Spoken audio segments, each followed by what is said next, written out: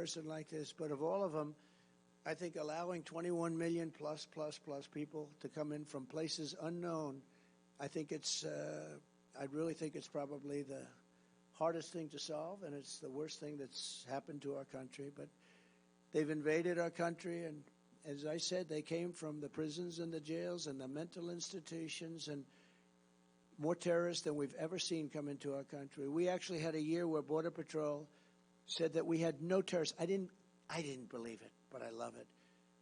2019, they said no terrorists have come into our country. None. I don't believe it. I don't believe it, but I use it anyway because it's what a stat. But they said, but we were very tough on that, and there were very few. I doubt there were. I'm sure there was some, but they said there was 0 terrorists in 2019. Check it out, Border Patrol, and now we have numbers coming in, the likes of which we've never seen, and the worst terrorists in the world. They're coming in from Yemen. They're coming in from all over the Middle East, and they're coming in from places that even you don't want to know about. An estimated 75% of arrests in Midtown Manhattan and over 60% of arrests in Queens are now illegal aliens. Can you imagine that?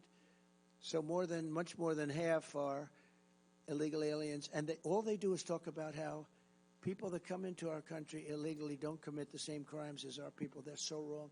And they're more violent. They're more violent. Our country is being ravaged by migrant crime like nobody can believe. In June, 12-year-old, and I got to know the parents, Jocelyn Nungari in Texas was tied up, assaulted, and strangled to death by migrant criminals from Venezuela that Baltazar Harris released into our country. In February, an illegal alien shot 3 D.C. police officers right through a door. In June, an illegal alien shot 2 NYPD officers, 1 in the chest, 1 in the leg. Many have died. Many have died. You could go over these stats all day long. Death. In July, another illegal alien reportedly shot a San Antonio police officer with a rifle and shot him in a bad place. Only days ago, a migrant from Haiti who Kamala flew into our country very specially was arrested in Massachusetts for molesting a 10-year-old boy. Last month, another Haitian migrant was arrested in the same state for raping a 15-year-old girl. They're raping and they're killing people at levels that we've never seen. And you've seen what's going on in Colorado, and you see what's gone in Chicago. As we speak, heavily armed Venezuelan gangs have taken over entire apartment buildings and apartment complexes in Aurora, Colorado, terrorizing the residents. They're taking over. In the old days, you had to pay to buy that building. They just take it over. Oh, the people are living in such fear. They've left. Under Baltazar Harris, we are being conquered. We're being actually conquered, if you think of it from within. But as soon as I'm back in the White House, the conquest will end and the great liberation of America will begin. And you're going to be the ones leading the pack.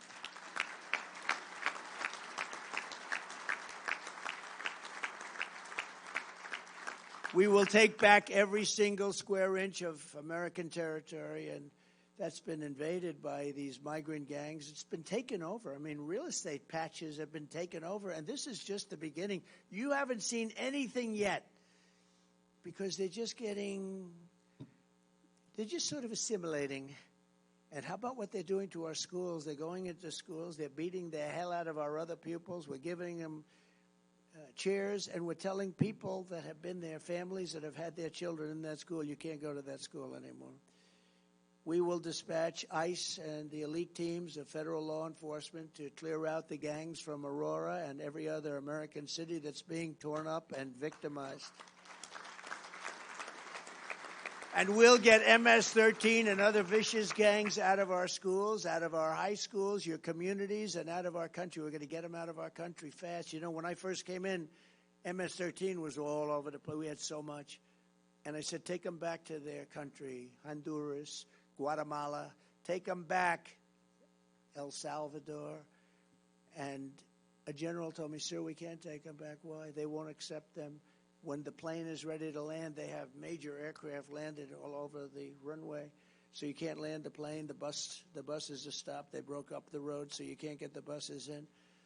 We can't get them back. They won't take them. They told us, don't even think about bringing them. We'll end up in a big fight.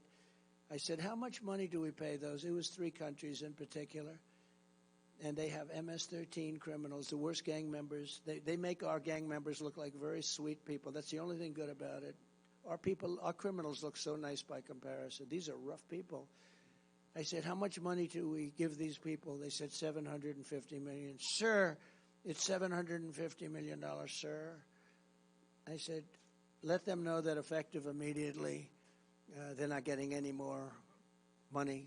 You know, we give it as foreign aid like fools. We give so much money to people that don't have any respect for us at all. Tell them the money is cut off. They are defunded. I wish I used that term. We're defunding. We're defunding them. They're delinquent. We're defunding them. And they told them that. And the next day I get a call from the 3 countries. It was like almost early in the morning on the Oval Office. Sir, there seems to be a problem. Is there anything I can do? You have to understand, they wouldn't let for years anybody come back. They got them out. They got their criminals out of the country, gave them to us. When we sent them back, they said, sir, is there anything? Is there a problem? I said, yeah. You sent in caravans all of these people, and you're not taking them back. You're going to take them back. Sure, we would love to take them back, please. It would be our great honor to have MS-13 back in our country, sir. It would be our great. We love MS-13 very much. They only kill 5 people a year per person. And they took them back. I still didn't pay them. But, you know, I just found out that now they're getting $4 billion with Biden, $4 billion instead of the $750 million, and they're behaving worse than they've ever behaved. I will support mandatory minimum sentences of 20 years for illegal alien gang members caught committing gun crimes, drug trafficking crimes, or acts of violence, or we'll send them back to their country with the assurance that they'll be put in prison. And I will make their home countries pay for the cost of their imprisonment through reduced foreign aid and high tariffs or taxes if they don't behave. You know, the tariffs are great. If they don't behave, you just say, that's okay, you don't have to behave. I'm putting a 50% tariff on everything you send in. And they behave like little babies. The days of foreign nations dumping their criminals into America are over. I will stop the invasion. I will shut down deadly sanctuary cities, and we will carry out the largest deportation operation, because we have no choice, in the history of our country. By sealing the border, we will also push back the flood of fentanyl and other deadly drugs that's pouring into our country at record numbers. Under my administration, we reduced drug overdose deaths for the first time in nearly 3 decades by quite a bit, but nothing like it could be. Because the only thing that's going to stop drug dealers from doing their job is a thing called the death penalty. And I don't know if people are ready for the death penalty. You know, a drug dealer kills during his or her life an average of 500 people. So when you say the death penalty and it ends, I was in China with President Xi before COVID. I got along with him very well. After COVID, I didn't really deal with him. I wasn't so thrilled with him, but I got along with him, had a good relationship. I said, you have 1.4 billion people. Do you have a drug problem? No, we have no drug problem. And what do you attribute that to? Death penalty. Death penalty for drug dealers. They have no problem with 1.5. They have no problem. The only problem they have is they send the drugs to us. Under Kamala, drug overdose deaths are up 18%, but we're going to stop the scourge. I will sign an executive order on my first day, making it the official policy of the U.S. government to completely eliminate the presence of drug cartels and foreign gangs in the United States. We're going to eliminate them. And as I did 4 years ago, we will deploy the U.S. Navy to impose a full blockade on cartel activity, because what they do is you block up the land all of a sudden. The money they make is astronomical. Boats are no problem. Getting the boats, buying the boats, owning the boats, no problem. I will get China to give their maximum death penalty to dealers of fentanyl. I had that deal worked out with President Xi. And then when I left, they didn't do it. They didn't get it done. He probably said they forgot. They probably did. But we had a deal where he was going to impose the maximum penalty, which was death, on dealers that were sending fentanyl to the United States. How good would that have been? Starting on November 5th, the most important day in the history of our country, No neighborhood will be left to rot from the plague of drugs. No citizen will be abandoned to migrant gangs, and no community will be surrendered to violent crime. We will take back our cities. We will clean up our streets. We will restore peace to our schools.